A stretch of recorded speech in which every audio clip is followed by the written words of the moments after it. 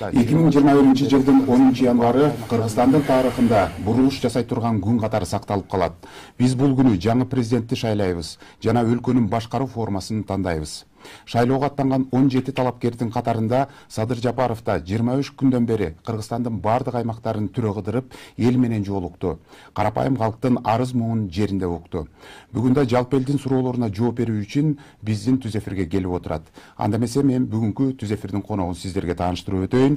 Кыргыз Республикасынын президенти кызматына талапкер Жапаров Садыр Нуркожоевич. Саламатсызбы? Саламатсыздар. Урматтуу телекөрүүчүлөр, биз түз эфирде иштеп жатабыз. Сиздердин суроолорду кабыл алуу экрандын алдында жазылып турган номерлер аркылуу жүргүзүлөт. Эсиңиздерге салып кетейин, 0312 коду менен 59 25 04 номерине түз чалсаңыздар болот. Ал эми жазуу түрүндө 0225 03 03 06 номерине WhatsAppка жөнөтсөңүздөр болот. Мындан сырткары YouTube каналыбызда жана Facebook баракчабызда да түз чыгып жатабыз. Ал жердин комментарий бөлүгүндө дагы өзүңүздөрдүн суроолоруңуздарды жана сунуштарыңыздарды жазып калтырсаңыздар болот. Садыр мырза, мынакей түз эфирге башталардын алдына чейин берилген жарнамадан кийин бизге миңдеген суроолор келди. Андан сырткары дагы миңдеген бизде ушу жарандардын жардам сураган кайрылуулары келип отурат. Бүгүнкү күндө ошол миңдеген суроолордун баардыгын азыраак убакыттын ичине батыруу өтө кыйын. Ошондуктан мен сизге суроолорду так жана ыкчам жеткирүүгө аракет кылсам, ал эми сиз дагы кыска, так жана баардык суроолорду камтып жооп берүүгө аракет кылсаңыз. Мен суроолорум менен баштай берейин. Алгачкы өзүбүздүн сурообуз менен Садыр мырза, мына өзүңүз билгендей, ушул шайлоо башталгандан бери, андан сырткары дагы ушул өлкөнүн башкаруу формасын тандоо боюнча референдумду бекиткенден кийин эле ушул Бишкекте байма-бай бир уч кайсы бир топтор референдумга каршы ар кандай акцияларды, митингдерди өткөрүп келатышат. Деги эле ушулардын себебине токтолсок, эмне үчүн булар ушул референдумга каршы болуп жатат? Булардын мындай мамлекет үчүн, эл үчүн, стабилдүүлүк үчүн ушу жакшы заман келсин, ушундай бир мамлекетте кандайдыр бир порядок болсун дегенди булар каалабаган адамдар да. Анткени референдумга биз биринчи бир баш мыйзамды алып чыгалы деп этикпи, баш мыйзамды өзгөртөлү, башкаруу системасын мындай бир жөнгө салалы, башаламандык башкаруу система болбосун, бир системага салалы деген күндөн баштап эле булар жок андай болбойт деп чыгышты. Президенттик башкаруу кылалы дегендечи. Анткени парламенттик башкарууну мына 10 жыл көрдүк, 10 жылда мамлекетти сазга батырып таштабады бул баары тең. Анткени бир башчы жок, 120 депутат башчы болду, премьер өзүнчө башчы болду, президент өзүнчө башчы болду. Ошонун кесепетинен мына бүгүнкү мамлекетибиз экономикалык жактан, саясий жактан, ички тышкы саясат жактан сазга батып калды. Ошону жок кылалы деп биз президенттик башкарууну кылалы, бир башчы болсун, ичкиби, тышкыбы саясат болбосун, экономикалык жактан болбосун, жана андай орчундуу ушундай маселелер жаралганда бир киши мойнуна алсын деген саясатты булар жокко чыгарабыз деп чыгышты да. Жок андай болбойт деп. Анан андай болбосо, анда булар эми парламентаризм деп чыгып атпайбы, ошо референдумга каршы дегендерчи. Анан биз мына менин жеке сунушум менен анда конституцияны мындай жылдырып туралы, четке жылдырып туралы, эл менен эсептешип, элдин оюн билип алалы деп туруп референдумга чыгарбадыкпы. Парламенттик башкаруу болсунбу же президенттик башкаруу болсунбу деп. Анан булар ушуга да каршы болуп атпайбы. Анткени биз элдин оюн билели деп атабыз да. Эл кайсы башкарууну каалайт, парламенттикпи же президенттик башкарууну деп. Анан мунун эмнесине каршы чыгат мен таң калам да. Анткени биз эл менен эсептешишибиз керек да. 30 жылдан бери булар эл менен эсептешкенди унутуп калган. Кыргызча айтканда көздөрүн май басып, мына биз ушундай саналуу эле топ чечебиз. Эл силер бай никтосуңар, эч ким эмессиңер. Биздин айткандай болот деп 10 жылдан бери өзлөрүнүн каалагандай конституциясын каалагандай кабыл алып, мыйзамдарын каалагандай кабыл алып келген да. Эл менен эсептешкен эмес. Анан бүгүн биз эл менен эсептешели, элдин оюн билели, көпчүлүк эмнени каалайт экен? Президенттикпи же парламенттикти каалайбы? Ушуну билип алып, ошого жараша анан башкаруу системасын түзөлү десек, ошого каршы чыгып атышпайбы? Көрдүңүздөрбү, бул деген сөз 30 жылдан бери ушул кайсы бир топ өзүнчө бир булардын каржылануусу да аябай жакшы деңгээлде каржыланат экен. Булардын баягы бир ушул коомчулук арасында мындай бир оозунда сөзү бар, тың сүйлөгөн адамдарды алып алат экен дагы, анан ошолорду алдыга коюп коюп эле өзлөрүнүн мындай бир жеке кызыкчылыгын, ушундай бир саналуу гана адамдардын кызыкчылыгын көздөгөн топ ошон үчүн баягы референдумга каршыбыз деп чыгарып атат да.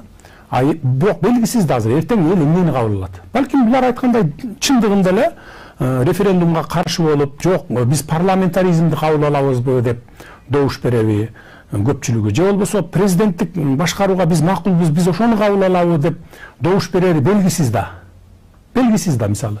Анан ошон үчүн биз мен ойлойт айтайын дегеним ушул референдумга каршыбыз, анан парламентаризмди жактайбыз деп чыгып аткандар, булар менин оюмча да, жеке оюмча бул аз гана бир мындай бир узкий кызыкчылыкты көздөгөн адамдардын эле тобу да булчу. Садыр мырза, андан кийин дагы мына ушул эки айлампада мамлекеттик телеканалдар дебаттарды өткөрдү. Бирок ушул эки айлампадагы теледебаттарга тең сиз катышкан жоксуз.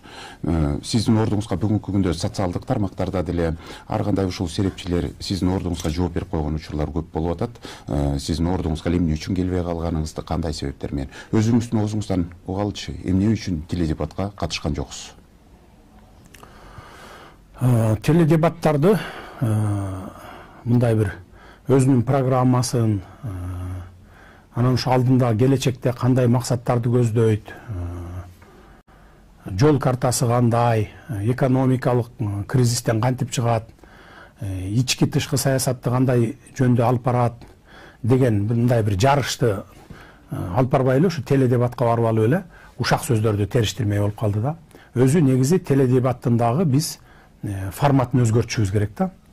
Баягы бири-бирине суроо бердирип эле, сенин буга эмне сурооң бар, анан сен мынтип койбодуң беле, сен тигинтип койбодуң беле деген эле бир ушак териштирген эле бир дебатка айланды да. Ошон үчүн ал жерге барып ушак териштирип отуруштун эмне кереги бар? Андан көрө мен аны тандап алган жокмун. Андан көрөкчө ошол бир районго, областка же шаарларга же айылдарга барып, ошол жерде түздөн түз элдин көйгөйүн угуп, алардын талаптарын жазып алып, алардын наказдарын жыйнап, кандай арыздары бар, кайсы тармакта проблемалары бар, ошолорду чогултуп алып жүрдүм да. Анан эми айтып атпайбы баягы теледебаттан баягы коркуп анан келбей койду деп. Коркудай мен эмне бир жер саттымбы, эл саттымбы, же болбосо мамлекеттен бир тоок гана менчиктеп алдымбы?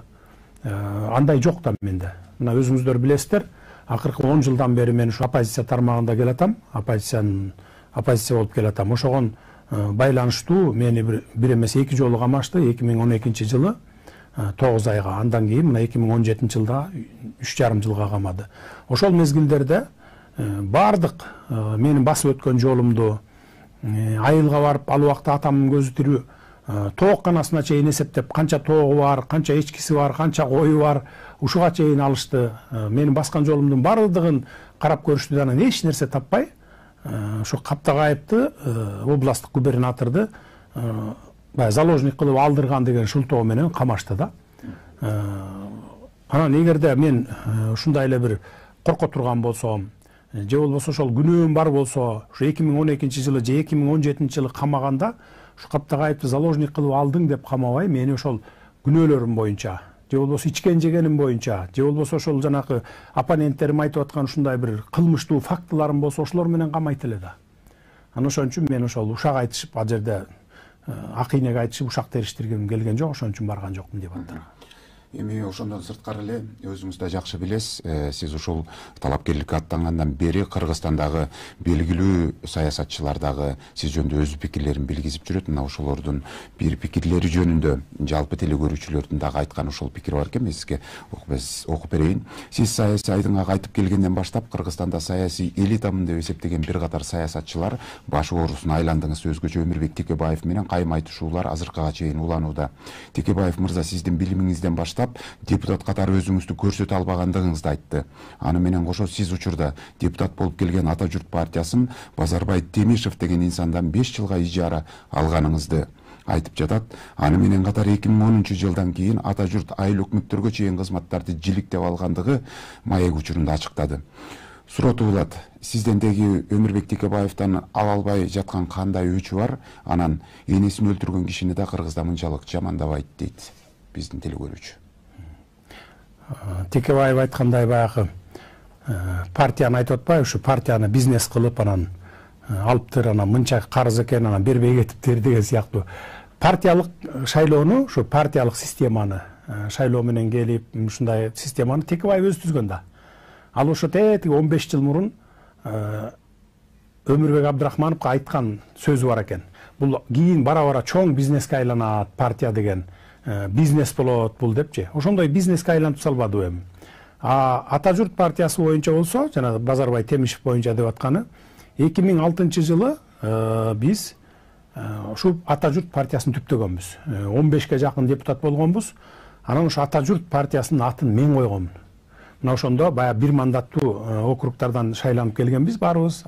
2007 жылы, 2008 жылы партиялык система менен болбоду, 2007 жылдын декабрь айында. Ошол мезгилде ошо кийин эмки жылы партиялык тизме, кийинки шайлоо ушу партиялык тизме менен болот экен дегенде, биз 2007 жылы, то есть 2006 жылы биз партия түзгөнбүз да. Ошону түзгөндө партиянын атын мен койгонмун. Ата журт болсун. Эгерде Минюста ушундай ат менен катталган партия жок болсо, ушундай кылалы дегенде жок болуп чыккан да. Анан биз ошондо ушул Базарбай Темишевге тапшырма бергенбиз.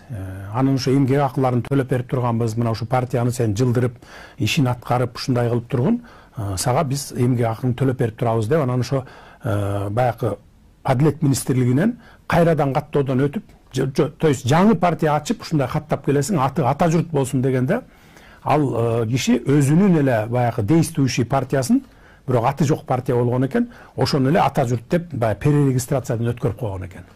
Анан бизге келип ушул жыл сайын отчет берип турду. 2007 жылы, 2008 жылы, 2009 жылы отчет берип турду. Ата журт менен кетип атабыз деп эле. Анан 2010 жылы шайлоо башталып калган мезгилде эле ушундай бир печаты, уставы ак кишиде болчу да. Анан ушул партия менен катышабыз деген мезгилде, деп мындай бир даярданып калган мезгилде печат менен уставдын талашы пайда болуп калды. Анан мен айттым, эгерде Ата журт менен катышпасак, анда Мекенчил менен катышабыз деп, Мекенчил деген партия ачып койдук, жаңы партия. Анан бирок Мекенчил менен катышпай, эртеси күнү мына Ата журт менен эле катышалы деп алып келип туруп, партияны берип Ата журт менен шайлоого катыштык. Анан ошо менен Ата журт менен биринчиликти алып чыктык. Анан кийин 2015деби, мен так эсимде жок, ошо 2015де болуш керек, кичине талаш тартыш жаралды да. Ошо Базарбай Темишев менен, мен ал кезде уже Ата журттан чыгып кеткен элем, ошо Ташиев экөөнүн ортосунда талаш жаралып калды да.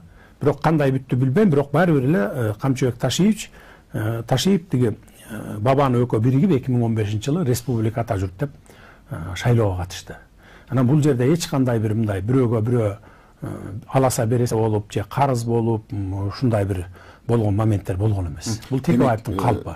Текебаевдин кадамы жөн гана сизде каралуу болуп калабы ошондо, сиз жөнүндөгү айткандары? Эми жөн эле каралоо. Эми мен анын дагы айткан, интернеттерге айткан, ушул берген маектерин көрдүм. Бул эми өзүнүн деңгээли да эми. Өзүнүн деңгээлинде ушул мындай критикага барган экен. Мен ага эч кандай жооп деле кайтарбайм. Эл көрүп турат, эл таразалап алат өзү. Садыр мырза, бизде суроолор абдан көп болуп атат. Телекөрүүчүлөрдөн да андыктан дагы кыска, тезирээк жооп бергенге аракет кылалы. Баардык суроолорду камтып калганга аракет кылсак.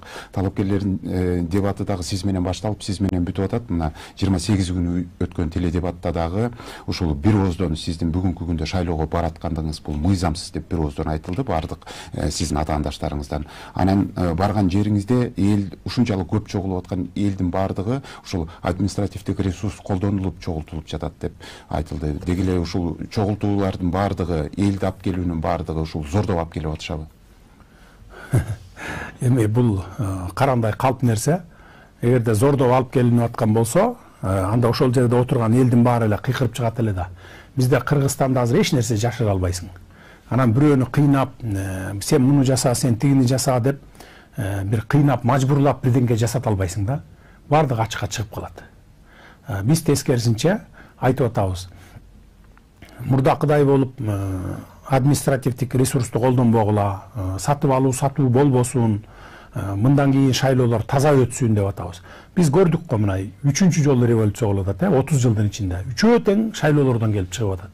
Анан ошолордун кайра эле кайталап катасын, кайра эле бир тирмошту кайрадан эле баса берип бизге эмне кереги бар? Андан көрө биз ушуну жолго салалы да. Ошо бүгүндөн баштап, ушул жылдан баштап биз жолго салып, түз жолго салып, ошо таза шайлоолорду өткөрөлү деген ниет менен кетип атпайбызбы? Ушул эле мынагы өтүп жаткан дебаттардын биринде талапкер Адахан Мадумаров Турция 90 жыл парламенттик башкаруудан кийин президенттик башкарууга өтөбүз деп 14 жыл талкуулагандыгын айтты. Бүгүнкү бийлик 14 жумада талкуулаган жок деди. Россия жылдын башында жарыялап 1 жыл бою талкуулашып, анан кабыл алышканын айтты да. Биз кайда шашып жатабыз деп сизге суроо узаткан. Эми бул жерден Адахан Мадумаровдуку туура эмес, ал айтканы бизге bir күн, 1 саат дагы өтө кымбат болчу да ал убакта. Өзүңүздөр билесиңер, 2010 жылы кандай болгон? Кан төгүлүү болду, мародерчулук болду, байларды үйлөрүн барып тоноду, үйлөрүнө чейин өзлөрүн заложник кылып алып кетип, 2 күндөн кийин, 3 күндөн кийин баягы сатып алуулар болду. Үй бүлөлөрү, аялы, бала чака салып барып $500,000, миллиондогон долларды алып берип сатып алып кетпеди кайра. Бул жолу болсо, биз болсо 1 күндө порядокты келтирдик. Туурабы же туура эмеспи? Өзүңүздөр көрдүңүздөр го мына, элдин баары күбө болду. Эгерде ошол күндөрү биз акыбалды колго алып, ушу жаштарды башкарып койгула, мародерчулукка барбагыла, şu байларга, бийлерге тийбей тургула, баардыгы мыйзам чегинде болсун, бизге убакыт гана бергиле, убагында баардыгын иллюстрация кылабыз деп ушинтип жөнгө салып кетпегенде 2010 жылкыдан да жаман болот эле. Анткени ошол жерде аянтка келген эл, аянтка келген жаштар ушул жерге алып келип туруп, азыр биз баардыгын тазалап, иллюстрация кылып, анан кетебиз деп калган ушундай бир маанайда болчу да. Биз аларды түз жолго салып, тынчытып, ушундай кылып анан 1 күндө ушул конституциялык поля менен кетели. 2010 жылдагыдай декреттерди кабыл алып, анан чет өлкөлөр ушу өзлөрүнүн баягы чек араларын жаап салып, биз ушундай бир курчоодо калып калбайлы деп түшүндүргөндөн кийин биздин жаштар түшүндү. Анан биз ошол тез арада ушул реформаларды кылабыз деп, ушул реформалар менен гана кетип атабыз. Биз мыйзам таласынан азыр айтып атпайбы, мыйзам таласынан чыгып кеттик. Анан бизде мыйзам жок, анан мыйзам 2010 жылдагыдай болгон жок да. 2010 жылы мыйзам таласынан чыгып кеткенбиз. Чыгып кетип, анан декреттерди кабыл ала баштаганбыз. Туурабы же туура эмеспи? 90дон ашык адам өлгөн, 1000ге жакын адам жарадар болгон, мародерчулук болгон, талап тоноочулук болгон. А мында андай болгон жок да. Конституциялык полядан биз 1 сантиметр жылган жокпуз, чыккан жокпуз. Президент жок болду ал убакта. Премьер-министр өзүнүн арызын жазып берип кетип калды, качып кетти баары тең. Анан ошонун арызын жазып берген негизинде аны отставкага кетирип, анан жаңы премьер-министр кылып мени шайлады. Мени 1 эмес 3 жолу шайлады, билесиңер. Өзүңөр көрдүңөр да. Андан кийин президент отставкага кетти, анын милдетин аткаруучулук менин мойнума жүктөлдү мына. Бардыгы ушул конституциялык поляда болду да, конституциялык талаада болду. Анан буларды мен таң калам да, туруп алып эле мыйзам таласынан чыгып кеттик, анттик минтик деп. Булардын каалоосу боюнча 2010 жылдагыдай кан төгүлүш керек беле? 2010 жылдагыдай декрет кабыл алып атабызбы? Жок да андай. Указдарды кабыл алып атабыз, буйруктарды чыгарып атабыз, өкмөттүн буйруктарын. Мыйзам таласы менен кетип атпайбызбы?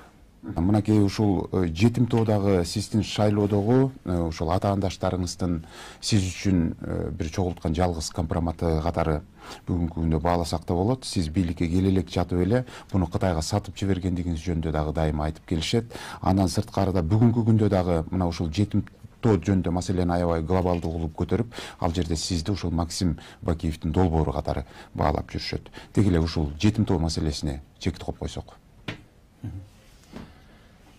Жетим тоо маселеси эч кимге сатылган жок. Жетим тоо маселеси, жетим тоо бүгүн 100% Кыргыз мамлекетинин карамагында турат. Жана ар кандай сөздөрдү кылып атпайбы? Сатып ийиптир, антип ийиптир, минтип ийиптир. Биз жетим тоо боюнча мен өзүмдүн гана оюмду айттым. Менин планымды гана айттым. мына деп. Анткени биз экономикалык кризистен кантип чыгып кетебиз? 2 жыл, 3 жылдын ичинде биз Кыргыз мамлекети сырткы карыздан кантип кутулсак болот деген жолдорду издедик да. Издегенде ошо бир 2-3 проектти, чоң проектлерди, биз долбоорлорду таптык. Бирөө ошонун жетим тоо. Бирок мен жетим тоону айттым. Мына жетим тоону ошол жерге завод сала албасак дагы, башка кыла албасак дагы, уже сырьёсун сатсак дагы биз экономикалык кризистен чыгып кетет экенбиз деген ойду айттык. Анан эртең эле барып туруп жетим тоону барып сатабыз деп аткан эч ким жок. Аякта проектте долбоор да даярдалып элек. Бул жөн гана сөз деле баягы көбүртүп, жабыртып эле Кытайга сатып ийиптир, антип ийиптир, минтип ийиптир деген сөз болуп атат. Ошондуктан мен ушу бүтүндөй кыргызстандыктарга кайрылат элем. Жетим тоо маселесин азыр унутуп деле койгула. Качан гана эл эгерде каршы чыкпаса, ошондо гана иштетебиз. Анан бир дагы мындан ары, бир дагы ушундай чоң глобалдуу проектлер башка бир кандайдыр бир мамлекеттин катышуусунда болбойт. Өзүбүздүн Кыргыз мамлекетинин 100% үлүшү менен иштеткенге гана барабыз. Анткени жетим тоо бул дүйнө жүзүндө 2-нчи орунду ээлеген кен болот. Бул темир боюнча, темирдин запасы боюнча. Биз баягы кум төр жана башка ар кайсы бир мындай кен байлыктар окшоп мамлекетибиздин кызыкчылыгын көздөбөй, башка бирөөлөрдүн кызыкчылыгын көздөгөндү биз артка ташташыбыз керек. Мен өзүм билесиңиздер, ушу кумтөр боюнча бир эмес 2 жолу камалып чыктым. Экөөнү тең ушу Кыргыз мамлекети үчүн иштетели деген мен ушул жанагындай демилгем үчүн камалдым. Анан мен кантип ушинтип өзүм 2 жолу, бир эмес 2 жолу ушундай жон терим менен көрүп чыгып атсам, адилетсиздикти, ушул Кыргыз элинин байлыгын сактап калалы, өзүбүздүн мамлекетке иштетели деп атып, камалып чыгып атып, анан мен кантип бирөөгө сатып ийем аны. Жетим тоону иштетиш үчүн көп акылдын кереги жок. Көп акча каражаттын кереги жок. Өзүбүз эле 100% өзүбүз иштетсек болот. Өзүбүз иштетебиз. Эгерде эл каршы чыкпаса, макул болсо, ошол жерге завод салабыз, сырьёсун сатабызбы, же болбосо завод салып туруп даяр продукциясын сатабызбы, бул биздин өзүбүздүн ишибиз. Бул келечектеги гана нерсе. Ошон үчүн ушу жетим тоо боюнча маган ушу оппозиция болуп чыгып, ушинтип куру кыйкырык болгонду токтотуш керек да, элдер токтотуп туруш керек. Бул кийин боло турган маселе. Эртең эле барып жасай турган маселе эмес. Буга 2 жыл, 3 жыл убакыт керек болот. Кийин эл менен кеңешебиз мунун баарын. Садыр мырза, бизде социалдык тармактарда дагы түз көрсөтүп атабыз. Ушул учурда дагы ал жерде бир катар миңдеген суроолор келип атат. Мен алардан дагы сизге берип койбосом болбойт. Биринчи суроом ушул саламатсызбы Садыр ага, президенттик шайлоодон кийин утулгандар элди көчөгө чыгаргысы келгенин ишарат кылып, элдин каалоосун тааныгысы келбей жаткансыз. Сиз бул жөнүндө кандай ойдосуз дейт? Эми шайлоонун жыйынтыгы чыккандан кийин баарыбыз эле, эгер мен утулсам, мен да унчукпай отуруп калышым керек. Элди көтөрүп чыгыш бул акмакчылык. Ансыз деле ушу Кыргызстаныбызда тынччылык керек азыр бүгүнкү күндө. Эгерде ушундай бир башаламандыкка бара турган болсо, ким болбосун, менин тарапташтарым болобу, же башка талапкердин тарапташтары болобу, жазага тартылууга тийиш. Анткени Кыргызстанга тынччылык керек бүгүнкү күндө. Кимибиз, мейли мен утуламбы, Эшмат утулабы, Ташмат утулабы, макул мына утулдук деп гана тынч, ушу тынчтыкты сактап бериш керек. Анткени бүгүн мурдакыдай, баягы мурдакы бийликтегилердей болуп, шайлоонун жыйынтыгын жасап, же болбосо бир мындай бир жасалмалоо жол менен өткөрө тургандай, андай заман жок. Ал заман кетти уже. Мындан ары ар бир шайлоо, мейли президенттик болобу, мейли парламенттик болобу, шайлоолор таза өтөт. Буга биз кепилдик беребиз. Кудай буйруп бийликке келип калса. Бизде да телекөрүүчүдөн суроо бар экен, кабыл алып коелу. Урматтуу телекөрүүчү, сиз түз эфирдесиз, сурооңузду узатыңыз. Сиздин оппоненттериңиз Садыр Жапаров экономиканы түшүнбөйт деп жатышат. Биз буга эмне деп жол бересиз? Экономика маселеси боюнча сизге айтып атат. Эми ошол экономиканы түшүнбөйт деп аткандар өздөрү түшүнбөйт да. Ошон үчүн жанагы кыйкырып чыгып атпайбы, жана жетим тоону иштетпейбиз, антпейбиз, минтпейбиз депчи. Ошо өздөрү түшүнбөйт да, ошон үчүн айтып атса керек да. Аларга көңүл бурбайбыз. Кудай буйрса экономикабызда эгерде тынччылык болсо, эл мындай бир тоскоолдук жаратпай, ар кандай митингдерди баягы немеси жок, баягындай бир кандай десем бир мындай бир маанисиз митингдерди уюштурбай, тынчтык гана сактап берсе, бир 2-3 жылдын ичинде экономикабызды көтөрүп кетебиз. Бул жагына биздин күчүбүз да жетет, акылыбыз да жетет. Бизде дагы телекөрүүчүдөн суроо бар экен. Сизди угатабыз, сурооңузду узатыңыз. Алло, Садыр Кадыр Нуркожоевич, siz mekteптерге иман сабагын киргизүү керек деп айттыңыз эле. Балким патриоттук сабактарын да киргизсе болот жудай. Сиздин оюңуз буга кандай? Патриоттук сезимде биз тарбиялашыбыз керек да балдарыбызды. Туура айтасыз. Ошол патриоттуулук сабагы ошо именно ошо иман сабагы да бул жерден. Иман сабагы деп мурда баягы киргизилип анан кайра жок болуп кеткен. Азыр эми иман сабагы эмес, эми баягы кандай десем, диндерди таануу сабагы деп дагы киргизсек болот беле деген бир ой. Бул дагы бир мындай бир кандай десем бир ой тилек да, ой тилек, долбоор дегендей. Аны эртең эле барып киргизип коелу деп аткан эч ким жок. Муну дагы биз башка бир мамлекеттерден, светтик мамлекеттердин тажрыйбаларын карайбыз. Баягы дин аалымдар, муфтияттын баягы саясатын карайбыз, өзүбүздүн өкмөттүн саясатын карайбыз, билим берүү системасынын. Андан кийин киргизе турган бул келечекте жасай турган саясат бул.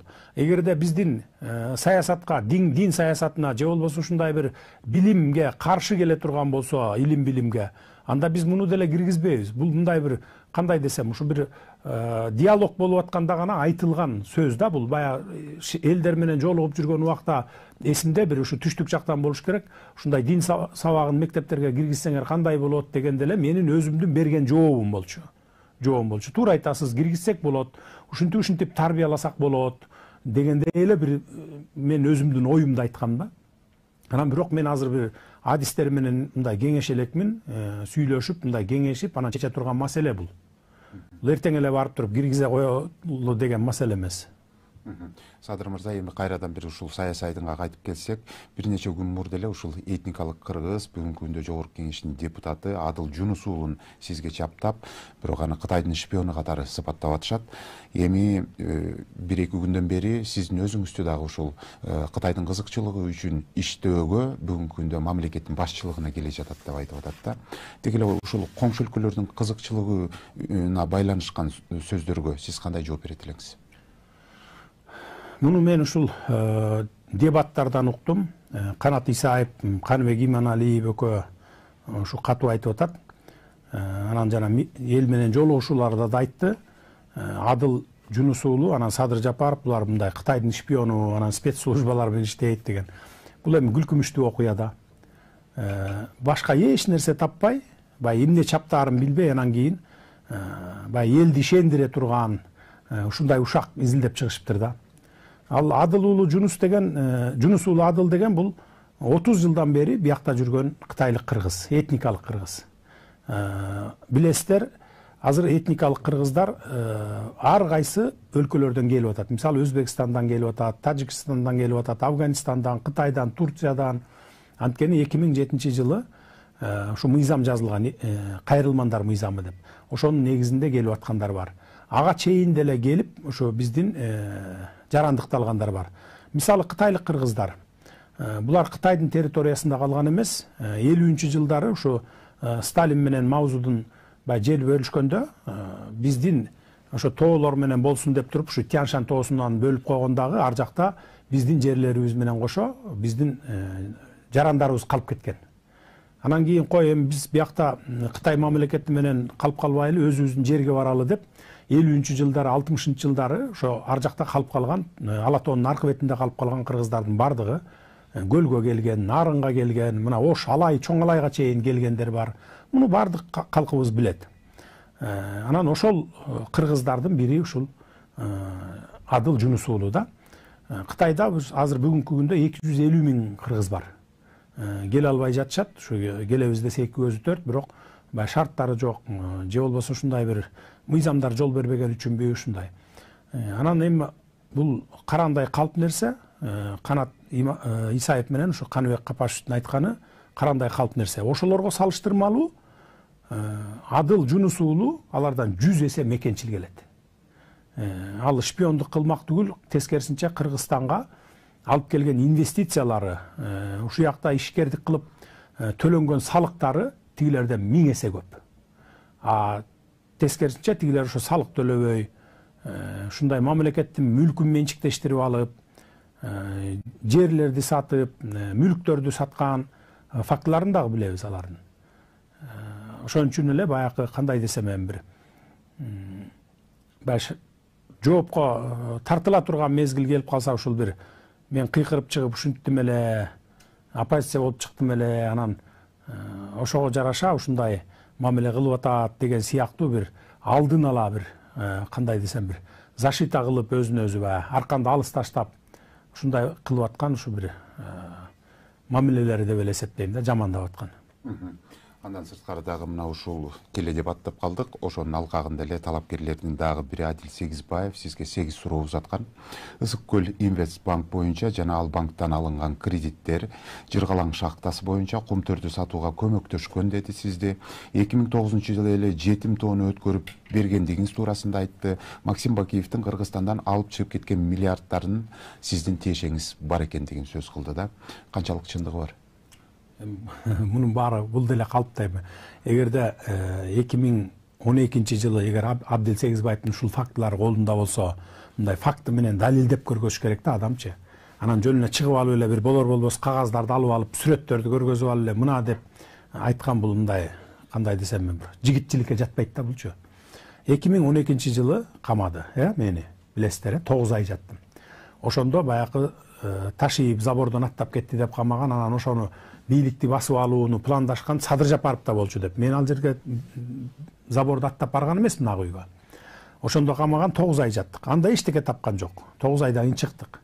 Андан кийин чет өлкөдө жүрдүм 4 жыл. Кайра келдим 2010-жылы, 17-жылы. Ошондо Абдил Сегизбаев ушул улуттук коопсуздук кызматынын башчысы болчу. Азуусун айга жанып турган убагы болчу. Ошондо Абдил Сегизбаев эч нерсе таппай, мени иш козгобой туруп камаган. Чек арадан алып келип эле кирип келатканда алып келип ГКМБга камап, бир суткага да эмес, бир 12 сааттан кийин, бүгүн кечинде 10-да камаса, кечки 10-да камаса, эртең менен 12-де алып барып туруп, сотко алып барып киргизип туруп, анан биринчи СИЗОго айдап ийген. Якобы жанакы улуттук коопсуздук кызматынын СИЗОсунда орун жок экен деген шылтоо менен алып барып туруп биринчи немеге камаганда, СИЗОго. Анан ошол жерден дагы, ошондо дагы баягы козголгон кылмыш иши жок болчу маган. Кийин бир 10-15 күндөн кийин козгоп атышат. Эчтеке таппай анан каптак айыпты баягы ошондо мени 2017-жылы камап атса, 13-жылы баягы митингге чыгып, баягы караколдуктар каптак айыпты заложник кылып алды деген шылтоо. Ошондо ушул организовать эткен экен. Ушун үчүн деги камайлы деп туруп, ошол үчүн камап атат да, ошону чаптап. Анан эгерде Абдил Сегизбаевдин колунда ушул документтери болгон болсо, жана айтып аткан 9 суроосу болсо, эмнеге ошондо ошолорду чаптаган жок маган? Бул деген сөз эми баягы шайлоо алдында эптеп эле элге жаман көрсөтүп, баягы мени колдоп аткан электоратты буруп, өз жагына буруп, же болбосо ушу мени буттан кармап эле тартып калайын деген эле ниети да. Туурабы же туура эмеспи? Айтып аткандын бардыгы калп. Мындай күлкү келерлик нерсе да, күлкү келерлик нерсе айтып атат. Мына деп сүрөттү көргөзгөнүн көрдүм. Жаныш Бакиевдин тоюнда отурат дейт. Ал тойдо 1000ге жакын адам отурган ал тойдо. 50-ге чыгырып атат дегенден барып коелу болуптур деп тоюна барганбыз. Ал жерде ошол мезгилде 90 депутат болчу, Ак жолдун депутаттары, СДПКнын депутаттары, анан коммунисттердин депутаттары, бүт министрлер барган баары, жетекчилердин баардыгы барган. Эми чакырган жерге барасың да, барып кечинде 1 саат 2 саат отуруп кетесиң. Анан ошол жерден сүрөткө тартып алган экен да, ошону көргөзүп атат. Ар жакта отурбайбы элдин баары, 1000ге жакын эл. Адакан Мадумаров барып ошол жерде отурат өзү. Чепкенин кийгизип, калпагын кийгизип, тиги тебетейин, суусар тебетейин, камчыны колуна карматып, мына укпагандарды ушу камчы менен чабасыз деп атат мисалы. Анан эми кичине Кудайды караш керек да мындай чапташтыргандын дагы чеги болот да. Бакиевдер деп Максим келиптир, анан тиги бу деген дагы ушак сөздөрдү айтып атат. Бакиевдер деген мода уже калды. Эч ким деле ишенбей калды. Бакиевдерге көңүл деле бурбай калды. Бүгүн ал мода эмес да. Бул мындан бир 8 жыл мурун, 9 жыл мурун, 2010, 11, 12 жылдары мода болчу. Бакиевдер келатат экен, анан Бакиевдер реванш кылган атыптыр, анан Бакиевдер акча берип революция кылган атыптыр десе, элдер ишенчү. Азыр элдер ишенбей калган ага. Бизде дагы мына ушул Абдил Сегизбаевдин дебаттагы айткандарынан кийин ушул дебаттар боюнча дагы бир катар суроолордун арасында келген экен пикирлер. Мен ошондон баягы өзүмдүн сөзүм болбосун, мен ошондон цитата окуп коеюн. Кечээ Абдил Сегизбаев дебатта эми Садыр Жапаров туурасында фактыларым бар деп адатынча документтерди көтөрүп чыкты. Көнгөн адат калабы, уйга жүгөн салабы деген Куп эле Сегизбаев үчүн айтылгандай. Бир учурда жалпы элди жана Атамбаевди Белизгейт документтерин көрсөтүп алдаган. Эми бул аферистке эл ишенбейт. Кечээ да ошол адатын карматып, өзү жасап алган документтерди көрсөтүп, элдин көзүн дагы боёгусу келди. Садыр Жапаров, сиз элдин акыркы үмүтү болуп жатасыз, бирок чынында эле сизге ишенсек болобу деген суроону узаттыр. Эми бул деле баягы эле калыптардын бири дайым. Буга жооп беришин деле кереги жок. Андан сырткары азыр эми сизге Фейсбуктагы дагы келген суроолорду узаталы. Садыр ага, президент болот деп ишенебиз. Эгер сиз мамлекет башчы болуп кала турган болсоңуз, биринчи 100 күндүгүңүздө кайсы иш пландарды ишке ашырасыз дейт. Алдыда саясий процесстер турат, анткени конституциялык реформа жүргөн атпайбы. Кудай буйруп эртең президенттик шайлоо бүтсө, референдум өтсө, эл ошол кайсыл башкаруу системасын тандап алабыз десе, ошого жараша ушу конституцияны долбоору даярдалат, конституциялык кеңешме түзүлгөн, алар иштеп атат. Ошол конституциялык кеңешме даярдап берген конституциянын долбоорун өткөрөбүз, андан кийин анан реформаларга барабыз. Өкмөттүн структуралары түзүлөт, жаңыдан баягы бардыгы оптималдаштырылат, ошого жараша мыйзамдар жазылат, андан кийин конституциялык, то есть баягы жогорку кеңештин шайлоосу өтөт. Мунун бардыгы ушул майдын аягына чейин бүтүш керек биздин планыбызда. Бирок биз аны күтүп отурбайбыз. Кудай буйруп президенттик шайлоодон өтүп калсак, бул экономика жагын колго алабыз. Экономика жагын, инвесторлорду тартып келүү боюнча пландар турат, жолугушуулар турат алдыда. Кудай буйрса ошол боюнча экономика боюнча иш алып бара беребиз. Атак мына ушул майдын аягында жаңы жогорку кеңеш келгенден кийин анан баягы иштер башталат да, реформалар башталат, экономикалык, саясий жана башка. Ушул жол менен кетебиз. Дагы ушул Фейсбуктан келген суроо экен. Жеңишке жетишип калсаңыз, ушул өзүңүздүн атаандаштарыңызды командаңызга аласызбы дейт. Татыктууларынын бардыгын алабыз. Анткени биз сөзүбүз менен эмес, ишибиз менен далилдегенбиз. Өзүңүздөр билесиздер, мына 2 ай мурун эле ушу мага каршы чыгып аткан, каршы сүйлөп аткан баягы жаштарды бүт баарын тең тартып биз жумушка койгонбуз, кызматка. Жарымы баягы жакшы иштеп атат, жарымы өзүн көрсөтө албай атат дегендей тартабыз биз дагы ошол оппоненттерден. Бирок баягы чектен ашып кетип аткан, анан артында баягы кыргызча айтканда баягы калбыры бар деп коебуз го, баягы артында калбыры бар, мамлекеттин жерин сатып ийген, мамлекеттин мүлкүн менчиктештирип алып туруп саткан, же болбосо өзүндө менчиктештирип турган баягы оппоненттерди биз аларды естественно тарта албайбыз жаныбызга. Анткени биз уурулар менен иштешпейбиз эч качан. Уурулардын орду түрмөдө болуш керек. Уурдагандардын бардыгын мамлекетке кайтарып бериш керек. Анан кантип анан биз оппоненттерибиз эле ушуларды кызматка тарталы деп ууруларды тартып арабызга кошуп алсак, эртең кайра эле ошол уурулугун уланта берет да. Анда уже биз элге берген убадабызды аткара албай калганбыз болобуз. Эл азыр бизден, мына жеке менден эмнени талап кылып атат? 2 нерсени талап кылып атат. Бирөө коррупционерлерди жок кыл деп атат, экинчиси экономикабызды көтөрүп, турмушубузду жакшырт деп атат мына. Анан мен ошо арасында уурулар болуп калса, ошол ууруларды кошо тартып алып, жаныма алып алсам, анда болбой калат да.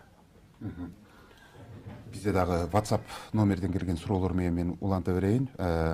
Кыргызстанда үй бүлөлүк башкаруу орун алып, бир нече ирет бийлик алмашып келген. Сиздин жубайыңыз Арабаев университетинин проректорун жумуштан алып, өзүнүн курбусун проректор кылганы кандай? Бийликке келелик жатып, ушундай жакын адамдарды коюу акыркы сиздин мурдагы бийликтин кейпин кийип калышыңызга жол бербейби дейт. Жок, ал менин жубайым эмес. Жубайым атташ, Айгүл деген. Мен бул боюнча маалыматым бар, маган маалымат жеткен. Айгүл деген менин жердешим болот. Ал жерде ош жерде мугалим болуп иштейт экен. А менин аялым аты да Айгүл, бирок эч жерде иштебейт. Мамлекеттик иштерге да кийлигишпейт, саясатка да кийлигишпейт. Анткени уже жол бербейбиз, мурункулардын катасын кайталабайбыз. Бул башыбыздан өткөн, мунун баарын билебиз. Мен бул боюнча тактап билгенмин. Проректор экөөнүн ортосунда жаңжал болгон экен. Бирок министрди чакырып туруп мен проректор ушу арыз жазган экен, ошол конфликт болгондон кийин. Мен министрди чакырып туруп, арызын тытып ыргытып ийгин дагы ордуна коюп койгун, иштей берсин дегенмин.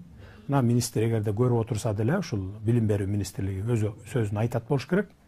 Бул боюнча мен калыс чечим кабыл алып бергенмин. Мындан арыда кандай ушундай конфликттер боло турган болсо, мен бир жакты эле угуп отурбастан, экинчи жакты тең угуп туруп, эки жакты тең. Анан ортодон мен туура калыс чечим кабыл алам. WhatsApp'tan келген дагы бир суроо, ушул коррупцияга каршы күрөшүү аракети жалаң гана сиздин душмандарыңызга иштеп жаткандай, бул Ташиев менен болгон достугуңуздун жардамы менен өч алуу болуп жаткан жокпу дейт. Жок, өч алуу эмес. Кандай гана коррупцияга каршы күрөшүү болбосун, кимдер гана камалбасын, эгерде коррупционер болсо, ичкен жеген аныкталып калса, уурдаган аныкталып калса мамлекеттен, бул адилеттүү тергелүүгө тийиш. Мен муну өзүм жеке көзүм алам. Анткени мен башыман ошол өткөн, өзүм жон терим менен сезгенмин. Саясатчы болобу, бизнесмен болобу, же болбосо башка бир мындай жеке жарандарыбыз болобу, ушундай бир камалуулар болсо, же болбосо ушундай бир жоопко тартылуулар болуп аткан болсо, сөзсүз түрдө көңүл бурабыз. Бирок мен азыр айтып атамын, бизнесмендерге ушундай бир жанагындай чоң мекемелерге баягы салык төгүп турган ошондойлорго жөндөн жөн барып текшерүүлөрдү кылбагыла деп. Мунун баарына Кудай буйрса шайлоодон кийин мораторий киргизебиз. Жөнү жок текшерүүлөрдү, жөнү жок баягы мындай куугунтуктоолордун баардыгын жок кылабыз. Бизде телекөрүүчүдөн суроо бар экен, кабыл алып коелу. Сиз эфирдесиз, угуп атабыз. Урматтуу Садыр Нуркожоевич, коомчулукта Садыр Жапаров саясий элитанын баасына татыган жок деп, анын артыкчылыгы карапайым элдин колдоосун алганда деп жатышат. Бул туурабы? Эми саясий элитанын баасын ала албашым мүмкүн. Анткени мен сагызгандай сайрай албайм. Текебаев окшоп кооз сүйлөй албашым мүмкүн. Бирок эң негизгиси мен таза, адилеттүү, анан мыйзамдуу башкарууга мен өзүм толук ишенемин. Бийлик башына келген адам эң негизгиси баягы кооз сүйлөй албаса дагы, сагызгандай сайрай албаса дагы адилеттүү башкарса, мыйзамдуулукту толугу менен орнотсо, кандайдыр бир маселелерди, талаш маселелер болобу, эки жактын калыс чечип берип турса, эки жакты тең угуп туруп. Мына ошондо туура, таза башкаруу болот. Ошондо мындай стабилдүүлүк болот. Анан жок бир жактылуу эле башкарып, же болбосо үй бүлөлүк, бир туугандык башкарууга кирип кетсе, анда туура эмес болуп калат да. Ошондуктан билбейм, эми ал сиздин сурооңуз боюнча мен ушундай эле жооп бермекмин. Бизде да телекөрүүчүдөн суроо бар экен, кабыл алып коелу. Сизди угуп атабыз, сиз түз эфирдесиз. Алло. Угуп атабыз. Алло. Сизди угуп атабыз, айта бериңиз. Сизге эки суроом бар эле. Сиз деген бийликке келгенде октябрь окуяларынан кийин жанагы коррупционерлерге экономикалык амнистия жарыялап, ушу мамлекеттин эсебинен байыган адамдарды ошол мыйзамсыз алган акчаларын, байлыктарын кайрап келип төгүүгө убакыт бергенсиз да. Бирок бизди ушул нерсе бир аз чочулатып турат. Себеби коррупционерлер учурунда уурдашкан, ошол убайың бөлдү, айыл кыйналып жашады да. Анан эми алар ошо уурдаган акчасын бизнестерине салып, кайра алып келип кайтарып коюп, анан эч бир жазасыз калабы? Ушул боюнча кенен жооп берсеңиз, бул биринчи суроом. Экинчи суроом, өткөндө Камчыбек Ташиев маалымат жыйыны өткөздү, ошондо ушу соттордун намына карата бир катар сындарын айткан эле бул киши. Ошондон кийин соттор чыгып, бизди азыркы бийлик кысымга алып жатат деп мындай күнөөлөп атат да. Негизи эле ушу соттордун жоопкерчилигин ким сураш керек? Ушул боюнча сиздин оюңузду билели деп элем. Экономикалык амнистия боюнча мыйзам кабыл алынып күчүнө кирди. Анан эми баягы коррупцияга аралашкандардын баардыгы келип өздөрү баягы төгүп аткандар дагы болуп атат. Өзлөрүн, бирок алардын фамилиясын айта албайбыз, анткени өздөрү суранып атат. Мына мен ушул жерден ушунча уурдап койгонум чын эле, туура эле болду эле. Мына мен ушунча баланча миллион сом деп 200 миллион сомго чейин төгүп аткандар бар. 2 миллиард төгүп аткандар бар, аны билесиздер өзүңүздөр. Андан сырткары ошо ар кандай суммаларды төгүп аткан коррупционерлер бар экономикалык амнистия боюнча. Бирок бүгүн мыйзам күчүнө кирди. Күчүнө киргенден кийин дагы бул кандай иштеп атат, мен азыр эми бийликте эмесмин, маалымат ала алган жокмун. Буга чейинки ушу маалыматым ушундай. Кийин мунун бардыгы ачыкка чыгат, бул мыйзам иштейт. Уурдагандардын бардыгы кайра мамлекетке 100% эмес, 200-300% кайра кайтарып беришет. Биз буга жетишебиз, буга саясий эркибиз да жетет. Соттор боюнча мейли ким болбосун, сот болосуңбу, прокурор болосуңбу, президент, премьер-министр болосуңбу же депутат болосуңбу, эгерде мыйзамды буссаң, уурдасаң, коррупцияга аралашсаң, анда сот алдында бардыгың бирдей жооп беришиң керек. Эмне үчүн сот болсо эле жооп бербеш керекпи? Жооп бериш керек сөзсүз түрдө. Бирок реалдуу түрдө караш керек. Ошо чындап эле ошол кылмышты жасаганбы же жасаган эмеспи? Анын тиешеси барбы же жокпу деген маселени териштириш керек.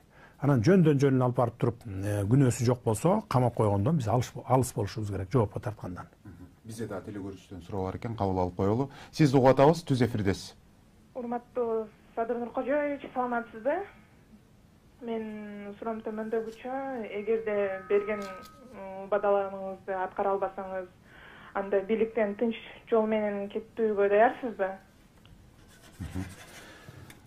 Мен бийликке өзүм тырышып келген жокмун. Өзүңүздөр билесиздер, эл алып келип олтургузду. Эгерде иштей албасам, элдин талабын аткара албасам, мен өзүм тынч кетип калганга даярмын. Эч кандай мындай тырышып, мен байлык, бийлик деп келген жокмун. Ошондуктан мындай эл келип отургузгандан кийин болгон күчүмдү эл үчүн, мамлекет үчүн арнап иштеп берейин деп келдим. Болгон элден бир гана суранычым, ошону колдоп бериңиздер. Өткөндө жана Нарынга барып жолугушканымда, Нарындык ушу бир жазуучу агабыз, азыр аты ким эле? Чолпонбек Аукеев агабыз жакшы айтты. Коррупция менен мындай деп айтты ал, Садыр Жапаровду колдойлу, президент кылып шайлап алалы, анан мына шайланып калды, бүттү, эми биздин миссиябыз бүттү, калганын өзүң кыла бер, жумушуңду деп эле четте карап турбастан деди, биз дагы жардам берели деди. Коррупционерлер булар жети баштуу ажыдаар деди. Бир башын кессең, экинчи башы өсүп чыгат деди. Эң туура айтты.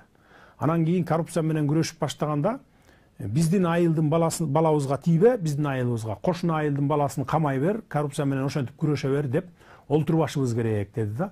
Бул менин жүрөгүмдөгү нерсени айтты да.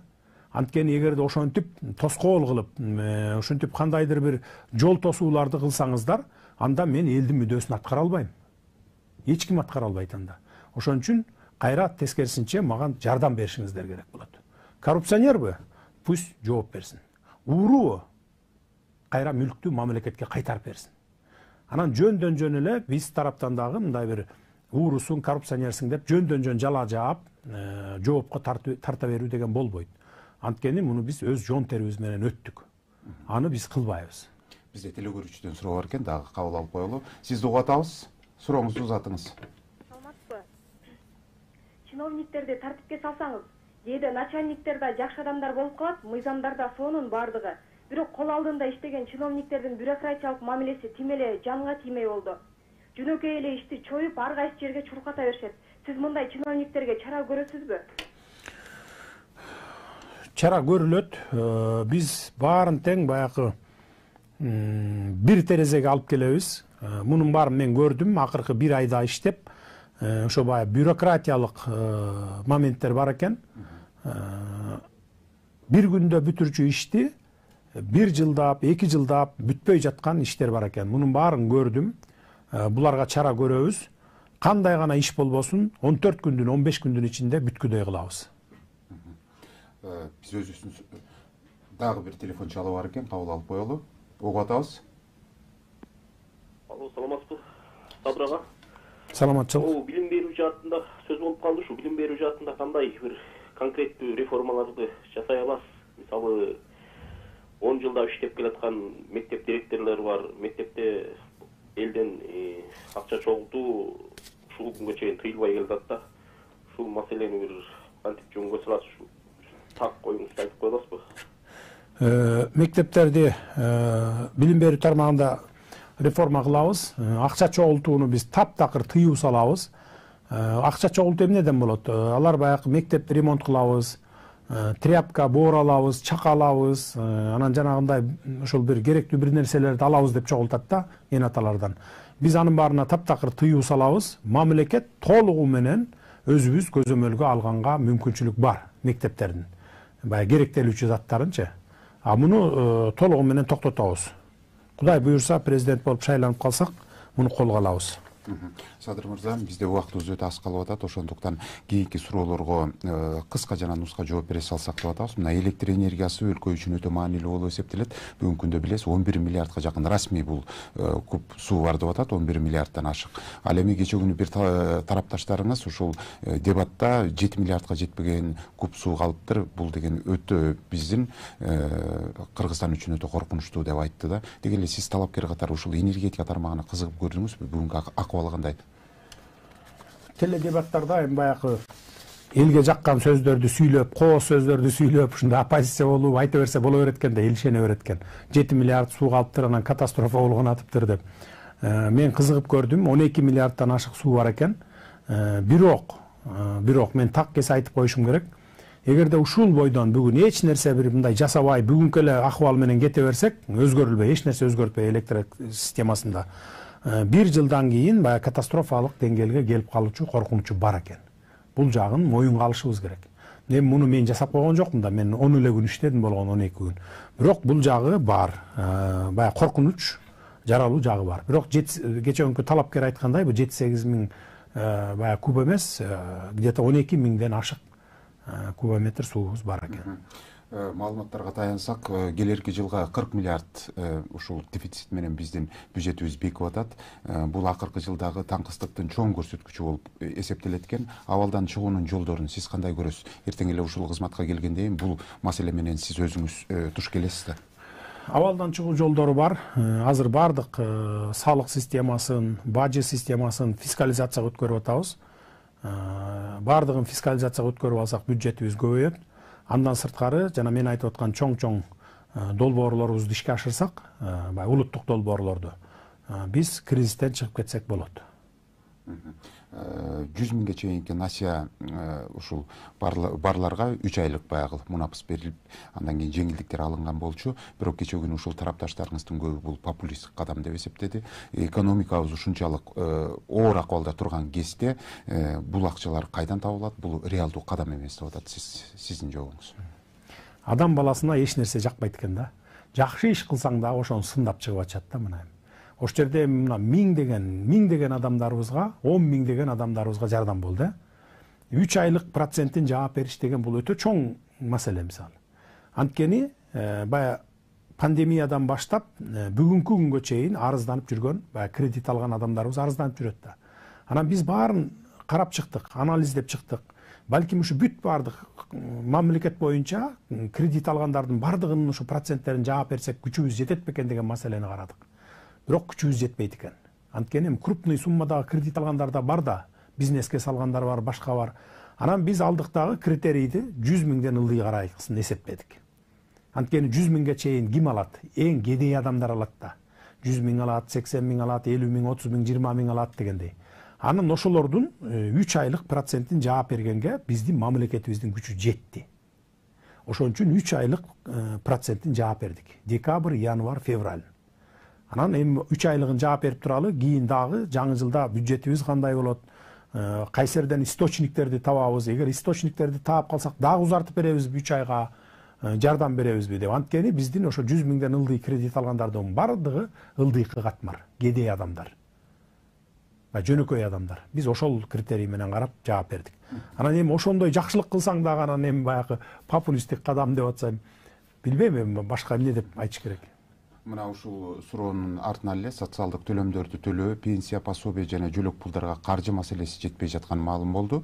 Өкмөт бюджетти толтуруу үчүн счет ачып, элден ушул сурай баштады да. Андан сырткары төлөмдөрдү убагында берүү үчүн Россиядан да жардам сурап жатыптыр. Эртең насип кылып өтүп келип калсаңыз, маселе кантип чечилет, абалдан кантип чыгасыз? Маселени карайбыз бул боюнча.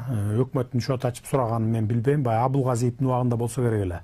тышкы карыздарды жабуу үчүн, анан бюджеттик таңкыстыкты жабыш үчүн деп бир шөт ачып жүргөнүн билем. Бирок азыркы өкмөт андай сураганын мен укканым жок. Өлкөдөгү акыркы кырдаалга байланыштуу серепчилер, экономисттер керек болсо президенттикке талапкерлердин бир катары Кыргызстан эл аралык мамилелерден изоляцияланып калды деп атат. Баары жүзүн буруп кетишти деди. Эл аралык жардамдарсыз өлкөдө абал оорлошуп кетерин дагы айтышууда. Эгерде эртең насип буйруп келип кала турган болсоңуз, ушул эл аралык мамилелерди жөнгө салуу боюнча кандай иш аракеттерди аткарасыз? Бул баягы революциядан кийинки бир 15-20 күндүн ичиндеги акыбалды айтып атса керек. Азыр Кудайга шүгүр, эл аралык мамиле бардыгы менен жакшы, мындай жакшы байланыш бар, түзүлүп калды жакшынакай эле. Шайлоо бүтүп, официалдуу түрдө баягы жыйынтыктар чыккандан кийин эл аралык байланыш деле жакшынакай эле болот. Анткени эл аралык коомчулук деле ошо элдин тандоосун сыйлаш керек, кыргыз элинин тандоосун. 2010-жылдагыдай мисалы башаламандык болгон жок. Бардыгы мыйзам чегинде болуп атат, шайлоо болуп атат, референдум болуп атат. Ар бир мамлекет, кошуна мамлекеттер болобу, алыскы жаткан мамлекеттер болобу, ошол биздин өзүбүздүн элибиздин, көпчүлүк элибиздин кабыл алган чечимин сыйлаш керек. Жакшынакай эле мамиле болот. Сиздин үгүт учурунда шайлоо фондуңуздан сарпталган акчалар бүгүнкү күндө бир катар талапкерлердин түн уйкусун бузуп атат. Барган жеринде мынча акчаны кайдан тапты деп айтып атышат. Анан дагы кайсы бир бөлүгү жанагы пенсионерлерден келди дегенде да жомок катары сыпатташууда. Сиз кандай жооп бере элеңиз? Биздин шайлоо фондубуз жашыруун эмес. Ар бири барып туруп ошо ким канча акча салды, кайсы пенсионер пенсиясын которду, аны да караса болот. Ошол эле жанагындай сындап аткан оппоненттер барса, биздин бухгалтериябызда бардыгы ачык. Кааласа беребиз. Кийин деле ушу шайлоо бүткөндөн кийин жарыялап беребиз. Мисалы ким канча акча салды, канчасы артып калды. Кудай буйруп, эгерде артып калган акча болсо, мен аны менчиктеп албаймын.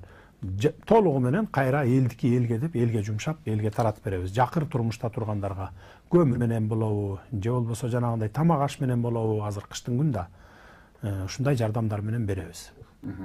Кыргызстандагы региондордун баарын, дээрлик көпчүлүгүнүн баардыгын кыдырып чыктыңыз. Элдин мүдөөсү эмне экен? Эл бийликтен эмнени талап кылып жатышат мына кыдырып чыкканыңызда? Элдин мүдөөсү эң негизгиси ушул жергиликтүү бийликтердин адилетсиздиги. Соттордун баягы адилетсиз чечим чыгарган, мыйзамсыз чечим чыгаргандыгы,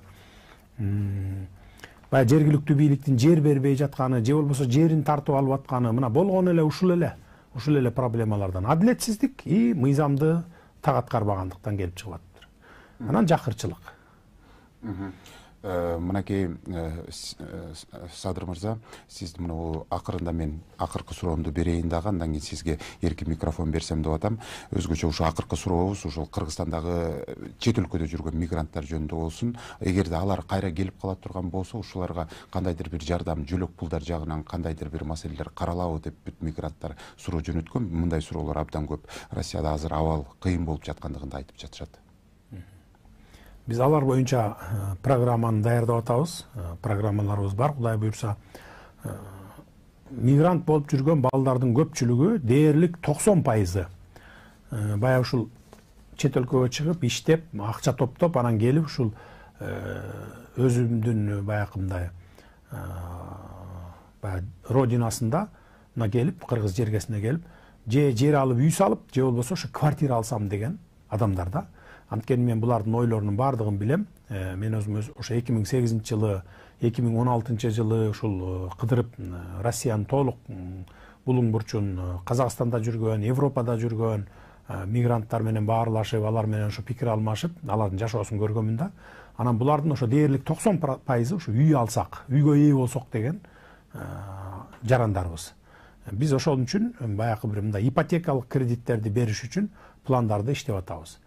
Кудай буйрса ушул Чүйгө, Бишкекке, жана областтык центрларга, райондук центрларга ушундай бир кичи микрорайондорду куруп, бийик кабат, көп кабаттуу үйлөрдү куруп, ошолорго ипотека негизинде ошо баягы үйлөрдү беребиз деген пландарыбыз бар.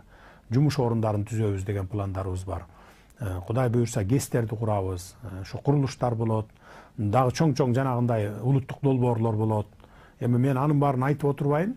айтсаң эле дароо эле тиги мындай бир бөлүгүн жулуп алып сөзүңдүн каршы чыгып ушинтип баягы жетим тоо сыяктуу мен жөн гана оюмду айтып планымды айтсам эле тескери буруп кетип атышпайбы. Ошон үчүн айтпай туралы, Кудай буйрса алардын да маселесин чечебиз. Но бир жылда эле чече коебуз эртең бүрсү күнү дегенден алыспыз. Бир 2 жыл 3 жылдык убакыт керек болот. Ал деле көз ачып жумганча өтүп кетет 2 жыл 3 жыл убакыт. Кудай буйрса чечебиз бирок проблемасы. Садыр Нуркожоевич, мына эфирибиздин соңуна келип калдык. Эфирибиздин соңунда сизге бүткүл ушул шайлоочулар менен эркин микрофон берели. Жалпы ушул шайлоочуларыңызга өзүңүздүн каалоо тилек кайрылууңуз болсо, кайрылуу жасап алыңыз. Мен суранып кетет элем. Ар бир адам кыргыз жараны өзүңүздөргө 100% ишенип турсаңар, мисалы, мага 101% ишенип койсоңуздар боло берет. Анткени мен бүт кыйынчылыктарды көрдүм. Башыман нелер гана өтпөдү. Мен байлыкты да көрдүм, бийликти да көрдүм. Ушу 15 жылдык саясатта аралашкандын ичинде. Мен кызыкпаймын бийликке да, байлыкка дагы. Рас маган эл ишенип бердиби бийликте? Ошо элдин мүдөөсүн аткарып, мамлекетти жакшы жолго салып, тарыхта мен ак тамгалар менен калгым келет. Ошон үчүн өзүңөргө 100% ишенсеңер, маган 101% ишенип койгула, добушуңарды бергиле. Кудай буйрса бир жарым жыл, 1 жылдан кийин жыйынтыгын көрө баштайсыңар. Эгерде мен иштей албай, же болбосо ушул мурдакы бийликтегилердин катасын кайталап, үй бүлөлүк башкаруу, бир туугандык, же болбосо жана тааныш билиштик кылып башкаруу кылган болсом, анда мен өзүм эле жөн эле элдин эч кандай бир мындай толкундоосуз эле кетип калганга мен даярмын. Садыр Нуркожоевич, сизге бүгүнкү күндө Кыргызстандагы ушул шайлоочулардын канчалык көпчүлүгү ишенич артып жана үмүт артып аткандыгын бүгүнкү эфирдин алдында билдик. Мынакей бүгүнкү күндө ушул суроолордун баардыгы мен эфирден бере албай калдым. Көпчүлүгүн телекөрүүчүлөрдүн баардыгы менин суроом берилбей калды деп ушул жерде эфирде көрүп отурса керек. Ошондуктан мен ушул суроолорду, анын ичинде сунуштар, анын ичинде жардам сурагандар, кайрылуулар, ушулардын баардыгы мына бул жерде 2000ден ашык адамдын ушул кайрылуусу бар сизге. Мен сиздин колуңузга даректер менен, алардын телефон номерлери менен жазып даярдап койгонбуз. Өзүңүздүн колуңузга тапшырып койсок, мына ушул ар бир суроо, ар бир берилген кайрылуу ушул сиздин көз жазымыңызда калбайт болуш керек деп эсептейбиз. Рахмат. Сөзсүз жооп беребиз буларга. Садыр мырза, бүгүнкү түз эфирге келип, биздин түз эфирде телекөрүүчүлөр менен, мынакей шайлоонун алдында жалпы телекөрүүчүлөр менен жолугуп, суроолоруна жооп бергениңизге ыраазычылык билгизели. Ал эми саналуу күндөр калды, шайлоодон абийир менен келип, анан шайлоодон кийин эгерде насип буйруп өтүп кала турган болсоңуз, элдин алдында берген убадаларыңыз так аткарылып, элдин күткөн үмүтүн актайт деп ойлойбуз. Рахмат, Кудай буйрса сөзсүз актайбыз.